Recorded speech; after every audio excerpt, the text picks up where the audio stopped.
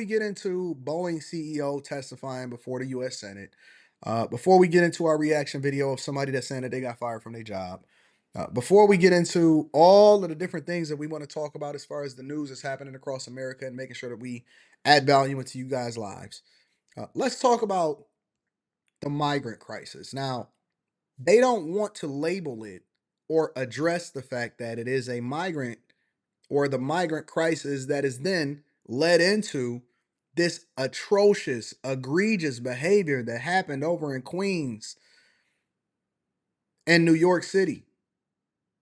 They don't want to address it for what it really is. They genuinely don't.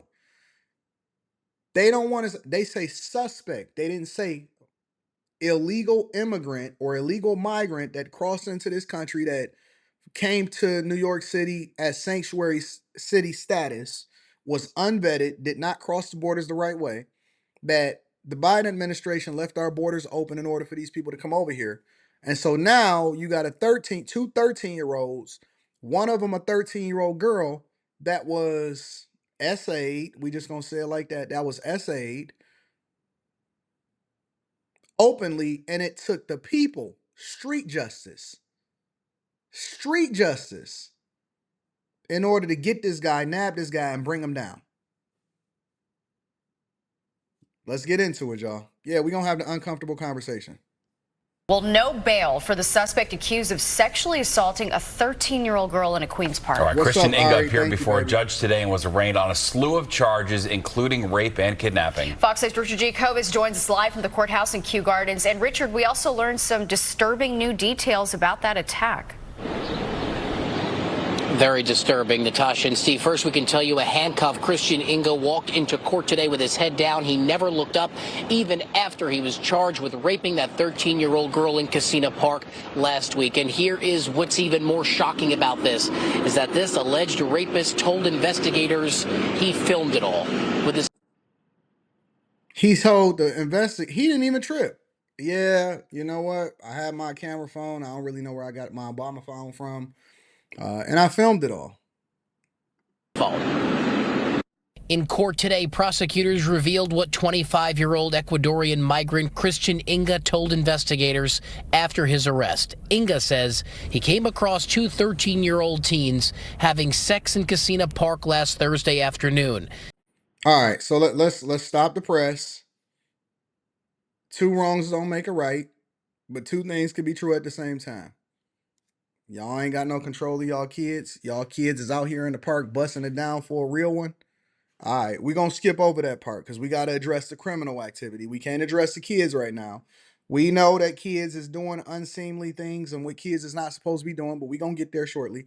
Let's address the criminal activity first. He says he decided to join in. According to prosecutors, Inga told NYPD investigators that he tied both the boy and girl together with shoelaces, holding them at knife point, put a gag in their mouths, then took the knife and cut the girl's shorts and underwear off to begin raping her.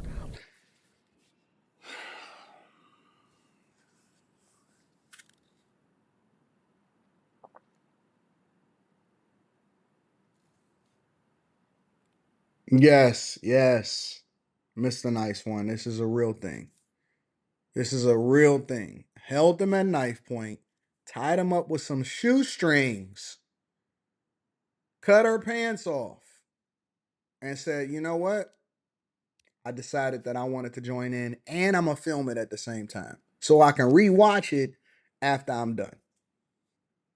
An Ecuadorian illegal immigrant is over in New York chasing people down inside of the park and essaying and doing some of the most egregious, evil thing to 13-year-olds.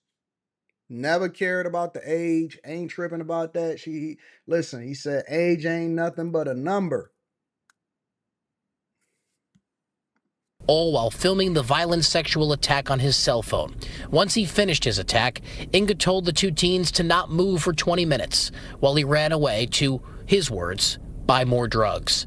Inga was charged with predatory sexual assault, the highest sexual assault count someone can be charged with, along with rape in the first degree, kidnapping in the second degree, and a host of other charges. At the end of the day, he is remanded into custody. The violent sexual attack on a child rocked the Fresh Meadows, Queens community for days. The manhunt to find Inga, who police identified through sketches and surveillance photos, finally came to an end early Tuesday morning thanks to a group of civilians who spotted Inga outside a deli in Corona. They punched and beat him and held him until cops arrived. Queens District Attorney Melinda Took the people to hunt him down. But this is also a lesson, right? And the lesson that we have here is that it's the same thing that I've been saying for a long period of time and that I've been telling y'all. I said, listen, we know who the monsters are inside of our community. Y'all was able to hunt down an Ecuadorian migrant based off of a photo that looked like it was drawn from a 7-year-old. Y'all was able to hunt this guy down and find the right person that did some of the most egregious things to your children. But us in our communities, we don't know who did what. We don't believe in it. We don't snitch. See, they don't play no games over there. They said, listen, we gonna hunt you down. We not having no problems. They took care of it before the police even got there. We know who the killers, who the stealers are, who the dope boys are, who the jack boys are, who the people that's taking care of us, doing some of the worst things inside of our communities to us, to our elderly people, to our children. We know who they are. We harbor them. We protect them. We align with them based off of the no snitching policy, which is not even supposed to be for regular civilians. It's supposed to be for people that do crime together. We know some of the worst things that's happening inside of our communities and even our own families, and we harbor it and we protect it. We could clean up our streets. We could 100% clean up our streets. We just won't.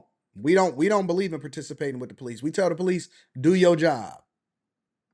Katz praising those good Samaritans and the two brave 13-year-olds who were able to provide an accurate description of the suspect. It is amazing then from what they went through, their identification, their memory of the tattoo, the braces, all which was right on point, which is a remarkable thing for two 13-year-olds to remember.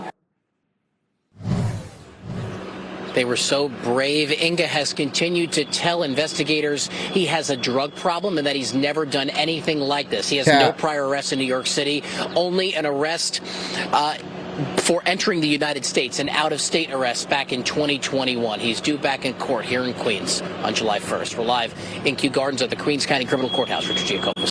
Let's go to the people, right? Because there was a video of the people saying how they approached the situation and what they decided to do about it.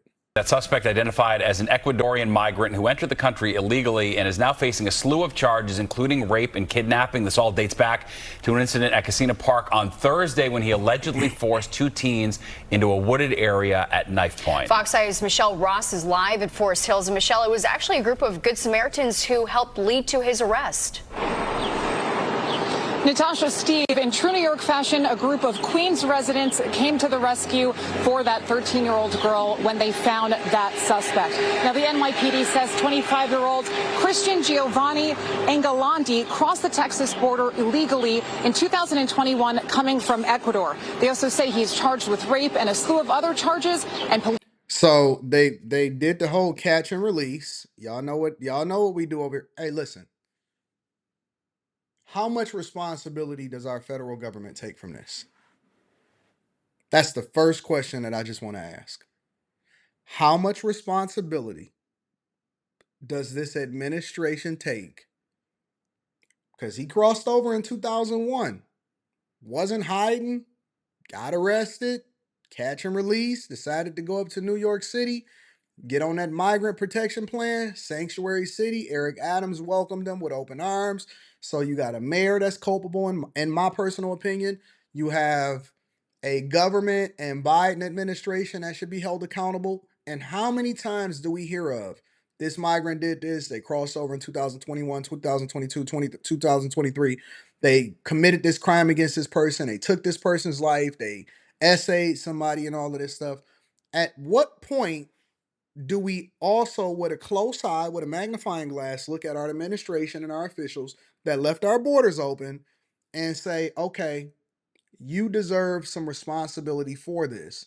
Because if it wasn't for you, or if it wasn't for you doing the thing that's supposed to serve the people, that's in their best interest, we wouldn't be in this situation in the first place. How much responsibility does our federal government hold for not just opening up our borders, but welcoming them with open arms, catch and release, not sending them back to where they're supposed to go, and then making this a political issue? That's all I'm asking.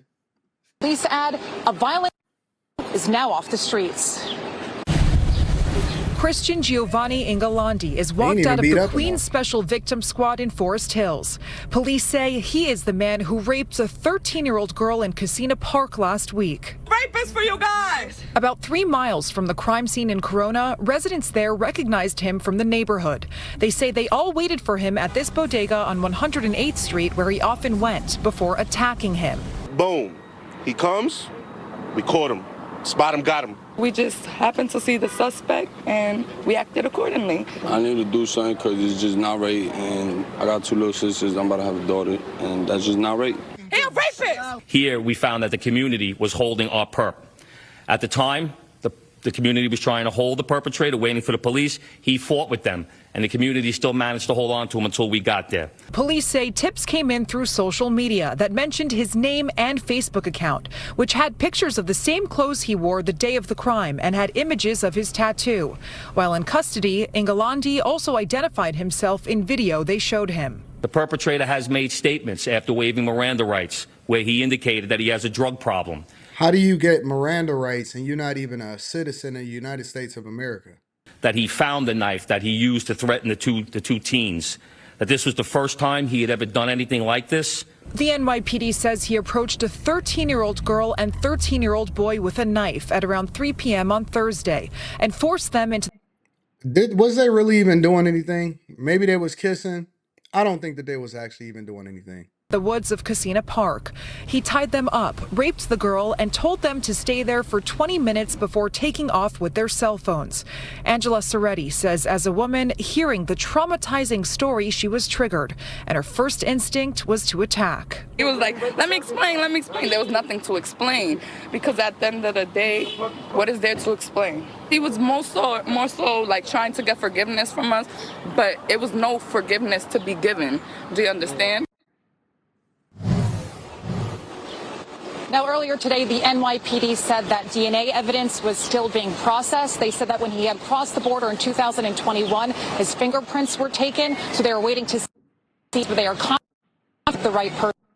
And he is charges. Some of those include rape, endangering the welfare of a child, and kidnapping. So, anyways, long story short, that's what's happening over in Queens and New York.